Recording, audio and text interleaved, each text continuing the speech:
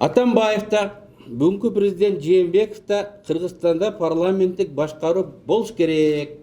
Бул биздин ишенимибиз деп айтып жүрүшөт. Бирок Атамбаев айткан сөзүнө 180 градус тескери иш кылды. Парламентти чимкирик абалына жеткирип, өзүнүн жеке бийлигин орнотту. Сөзү бир, кылган иши башка болду. Ага тарыхтын берген баасын барыбыз көрүп турабыз.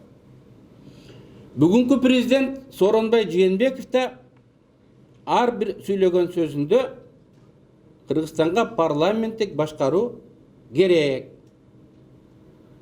деп айтып келет. Бирок иш жүзүндө Акаев түзгөн бийлик системасы бүгүн да иштеп жатат. Акаев супер президенттик башкаруу формасын киргизген, бүгүн ал система андан ары күчөп супер президенттик башкаруу боюнча турат. Мына мен чыгып элге аралашып жүрөм. Райондун деңгээлиндеги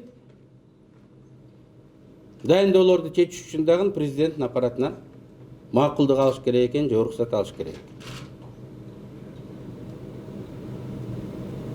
Бирок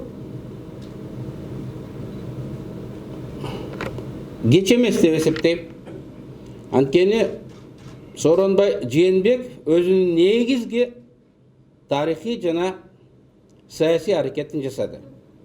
Анын бул аракети Алмаз Атамбаевдин планын таш каптырып, аны токтотту. 2 жыл Алмаз Атамбаевдин өзү менен күрөшүүгө кетти. Парламентаризмге жөн эле бүгүн өтөбүз деп өтүп кое турган нерсе эмес экендигин биз баарыбыз билип калдык.